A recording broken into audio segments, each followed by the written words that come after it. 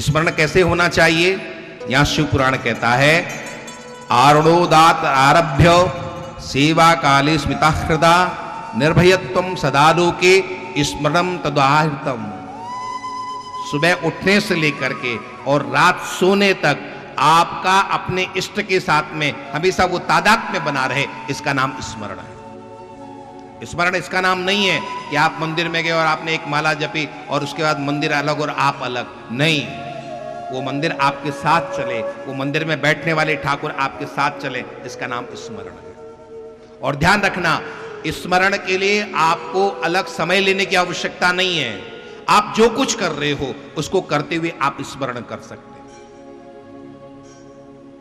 हमारे संतों ने दो तरीके बताए स्मरण को, किस तरह से स्मरण होता है। पहला बताया, एक मां का उदाहरण दिया, और दूसरा एक पानी भरने वाली स्त्री का उदाहरण दिया। एक मां का बेटा विदेश गया है। अब जिस मां का बेटा विदेश गया है, घर से बाहर गया है, उस मां का सतत चिंतन अपने बेटे के प्रति चलता है कि नहीं चलता है? वो माला लेके जपती अपने बेटे का नाम, वो नाम लेकर के पुकारती अपने बेटे को? नहीं। लेकिन तब भी अंदर अंदर उसको बेटे का स्मरण चलता है कि नहीं चलता?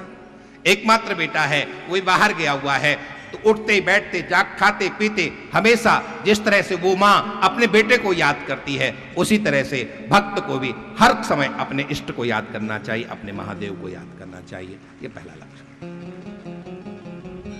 दूसरा, एक बाबा कबीर ने पानी भरने वाली महिला का उदाहरण दिया। गांव में महिलाएं सिर पर घड़ा लेकर के चलती हैं, पानी भरने के लिए नदी में जाती हैं, तालाब में जाती हैं, कुएं में जाती हैं, पानी भर करके आती हैं, घड़े में पानी भरा हुआ है।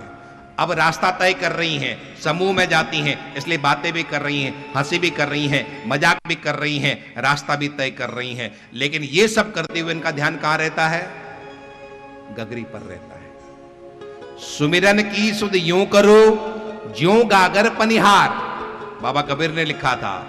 सुमिरन की सुध यूं करो जो गागर पनिहार, बोलत डोलत सूरत में कहे कबीर विचार। जिस तरह से वो पानी भरने वाली रास्ता भी तय कर रही है, हंसी भी कर रही है, मजाक भी कर रही है, बोल भी रही है, लेकिन उसका ध्यान कहां पर है? गागर पर है।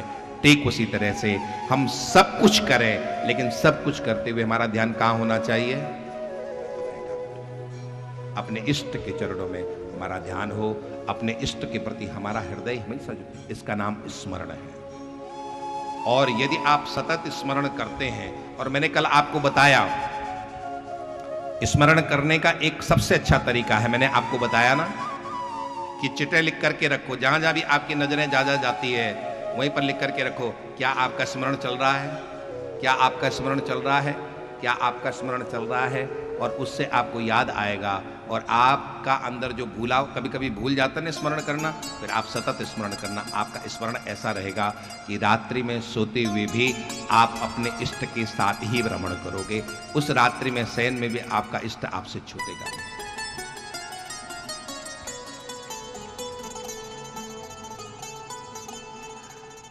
आप कहोगे कि महाराज आप साधु हो, आप ये बातें कर सकते हो, हम तो गृहस्थ हैं, हमें काम है, हमारा व्यापार है, हमारी सर्विस है, हम ये करते वो करते हैं। ठीक है, आप गृहस्थ हैं, लेकिन क्या आप जीवन का आनंद नहीं चाहते हैं? आप जीवन का आनंद चाहते हैं ना, तो जीवन का आनंद परमात्मा से जुड़ने से ही है। ध्यान रखना, संसार से आप जितना जुड़ोगे उतने ही दुखी रहोगे। संसार आपको दुख देता है, परमात्मा आपको सुख देता, आनंद देता है। तो यदि हमारी मांग आनंद की है, यदि हम आनंद जीवन में चाहते हैं, तो उस आनंद को पाने के लिए हमें आनंद स्वरूप परमात्मा से जुड़ना पड़ेगा। गीता में भगवान कृष्ण ने इस दुनिया का नाम बताया था। दुनिया का नाम क्या है? जिसको आप दुनिया कहते हो, जिसको आप संसार कहते हो, जिसको आप अपनी दुनिया कहते हो, इस दुनिया का नाम भगवान कृष्ण ने गीता में कहा था दुखालय मशाश्वतम। ये दुनिया क्या है? दुख का घर है और अशाश्वत है, क्षणभंगुर है। हर समय ये दिन प्रतिदिन ये क्षरण की तरफ जा रहा है, ये धीरे धीरे धीरे मृत्यु की तरफ जा रहा है। आप अपना शरीर देखो, ये कहां जा रहा है? मृत्यु की तरफ जा रहा है। बच्चे का शरीर कहाँ जा रहा है? युवावस्था की तरफ जा रहा है। युवावस्था कहाँ जा रही है? प्रौढ़ावस्था की तरफ जा रही है। प्रौढ़ावस्था कहाँ जा रही? बुढ़ापे की तरफ जा रही है। और बुढ़ापा कहाँ जा रहा है? बोलो तो। शमशान की तरफ जा रहा है। कहाँ जा रहा है बुढ़ापा? शमशान। लेकिन तब भी आदमी चेतता नहीं। तो हम स्मरण करें, सतत परमात्मा का स्मरण करें, और जब हम सतत परमात्मा का स्मरण करेंगे तो निश्चित ही है जीवन आनंदपूर्ण।